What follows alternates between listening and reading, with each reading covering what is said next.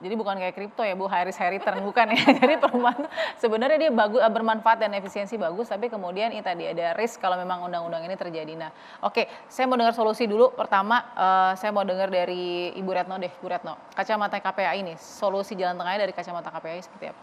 Iya, pertama kami sih apresiasi DPR ya atas inisiasi ini, itu bentuk DPR peduli gitu pada perempuan dan pada anak ya, pada ibu dan pada anak. Jadi bagi kami tentu itu adalah satu apresiasi. Yang kedua tadi, kalau memang ternyata belum duduk bersama dengan stakeholder dan lain-lain ya kami dorong untuk melakukan itu dong ya. Oke. Nah sama tadi, undang-undang ini dititipkan aja, didorong atau di tanda petik dipaksa aja, lebih baik perusahaan itu adalah punya daycare, memberi ruang untuk misalnya ibu-ibu yang menyusui ini pumping, Oke. ada bagi para perempuan disediakanlah, bukan soal keistimewaan tapi memang kebutuhannya. Oke. Nah itu yang menurut kami, dan satu lagi ya kalau memang tidak mau ada perubahan ya setelah pro kontra ini, paling tidak menyebutnya kata maksimal 6 bulan. Artinya bagi yang mau menggunakan 6 bulan karena situasi kondisi yang memang dia butuh 6 bulan, saya rasakan nggak bisa dilakukan itu. Oke, tapi challenge-nya kalau tadi dijawab juga oleh RUU KIA, selain 6 bulan istri dapat cuti, ini kan ada challenge-nya lagi nih. Suami juga bisa mendapatkan 40 hari cuti untuk menjadi support system dari istri. Ya nggak apa-apa juga, kalau itu bagus juga kalau dukungan dari suami ya. Tapi apa ya, semua suami belum tentu kayak gitu juga. Tapi kalau gimana Bu? Coba tolong.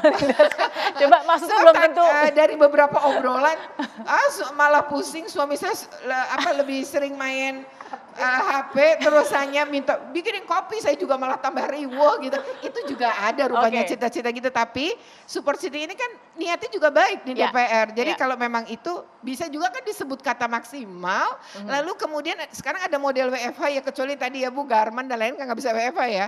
Tapi bahwa yang mungkin bisa dipraktekin WFH ya bisa, tapi kan nggak bisa kita pukul rata.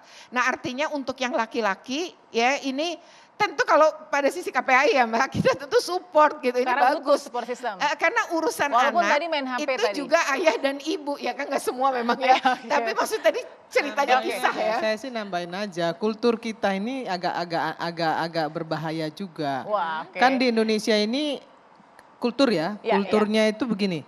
Yang cari duit itu kan suami, bapak. Jadi kadang-kadang di rumah kalau makanan aja ya anaknya nanti dulu, bapakmu dulu.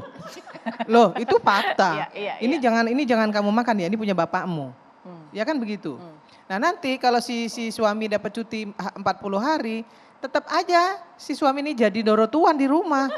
Iya kan? Jangan ini, bapakmu capek, kan nanti bapakmu kan gitu terus yang disebut-sebut. Padahal dia seharusnya membantu istrinya, tapi cuma bikin riwah tadi itu. Oke, jadi ini sebenarnya walaupun tidak semua laki-laki ya Bu. Walaupun tidak semua laki-laki. Dan tidak semua kultur seperti itu. Mayoritas di generasi itu masih begitulah. Kalau Bu Mira soal 40 hari cuti suami menemani istri setuju? Gini, kalau soal 40 hari atau berapa harinya, lagi-lagi perlu kita duduk bersama. Saya lebih fair ya, meskipun saya posisi yang sebagai pekerja buruh yang quote and quote sangat-sangat berterima kasih, sangat-sangat berkah. Kepada Ibu Irma. Tetapi pertama sekali lagi saya menggarisbawahi harus diajak duduk bersama stakeholder yang terkait. Harus, tidak boleh terulang lagi bagaimana DPR RI ini membuat sebuah regulasi undang-undang yang tanpa melibatkan partisipasi publik. Itu satu. Yang kedua, tidak boleh ada yang namanya pemotongan tentang upah, harus dibayar full 100%. Ya. Kemudian yang ketiga, terkait dengan ada hal yang lebih penting di negeri ini terkait dengan ketenagakerjaan. Jadi ini kok saya malah mencurigai ya, kok ini kok ada apa cuti 6 bulan ini kok menjadi sebuah yang luar biasa pembahasannya. Kalau menurut saya gini, ada hal yang lebih penting. Bagaimana kondisi bukan hanya pengusaha yang disampaikan oleh Bu Suryani, tetapi kondisi pekerja buruh kita ini sedang tidak baik-baik saja. Kondisi saat ini. Faktanya bagaimana? Setelah disahkannya Undang-Undang Cipta Kerja Omnibus Law, ini luar biasa makin menyengsarakan, makin menurun. Nah, untuk itu bagaimana DPR RI ini ya untuk lebih fokus melihat kondisi kenyataannya terkait dengan kondisi pekerja buruh kita dan juga pengusaha tentunya. Nah, selama pandemi, kalau Bu Suryani bilang banyak yang tutup. Bu, ini pengusaha, bukan pengusaha sih masih agak mending ya, dia orang-orang punya modal. Tapi yang lebih menderita itu para pekerja buruh selama pandemi. Dia di PHK, dia nggak banyak anggota kami yang nggak dapat pesangon Bu di PHK, begitu saja. Dan hari ini dia masih pagi-pagi bekerja, sore harinya itu sudah di PHK Bu. Dengan alasan katanya rugi perusahaannya, tutuplah efisiensi dan lain sebagainya. Tapi bener rugi nggak perusahaan? Enggak, dan dia ternyata meng-hire. Oke.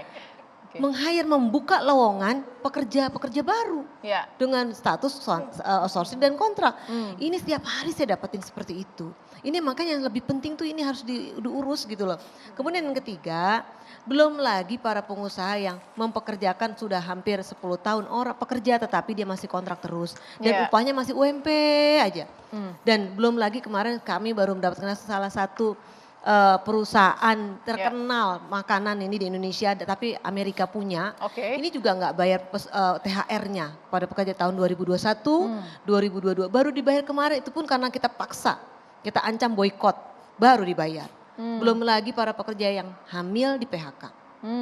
Karena gara hamil nih di PHK. Belum Kalau lahir kan? yang seperti itu, yang misalnya perusahaan dari luar Amerika dia nggak bayar THR, itu Menteri Tenaga Kerja harusnya cabut tuh cabut izinnya. Kalau Udah saya kita sih saya laporkan, cabut. Ini kan masalah penegakan hukum. Jadi menurut saya sih beda gitu loh. Makanya Nah itu yang kalau itu kita pengusaha juga dukung gitu. Makanya Kalau Bu memang Suryani, aturannya tidak diterapkan, ya cabut perusahaan mampu. nah, daripada membahas yang tadi cuti yang 6 bulan, mendingan ini ada yang lebih penting lagi maksud saya gitu. Terus dalam kesempatan ini, nah ini pentingnya nih. Untung ada perwakilan perempuan dari pekerja ini Bu Irma. Nah dalam Jadi beban nanti Bu Irma kalau kesempatan digituin yang ya. baik ini, saya mengajak kepada para perempuan seluruh Indonesia untuk berpartisipasi di partai politik, masuk ke parlemen. Memang 30% sudah syaratnya, tapi faktanya ketika si perempuan itu juga dikalahkan juga. Nah ini tanggung jawab para pimpinan partai politik untuk memberikan kesempatan yang paling utama kepada perempuan-perempuan untuk bisa masuk parlemen. Jadi jangan sampai dikalahkan karena cuti hamil ya. Jangan Cuti melahirkan, oke. Sesaat lagi kita akan sambung solusinya, saya belum dengar dari Bu Irma, dari Bu Yani juga ya. Tetap di Perempuan Bicara.